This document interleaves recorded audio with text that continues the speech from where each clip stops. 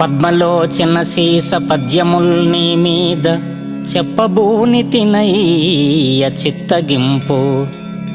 గణయతి ప్రాస లక్షణము చూడగలేదు, పంచకావ్య శ్లోక పఠనలేదు. అమరకాండత్రయం బరసి చూడగలేదు, శాస్త్రీయ గ్రంథముల్ చదువలేదు.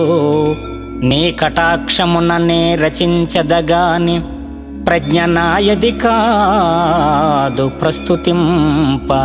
ప్రజ్ఞ నాయది కాదు ప్రస్తుతింప.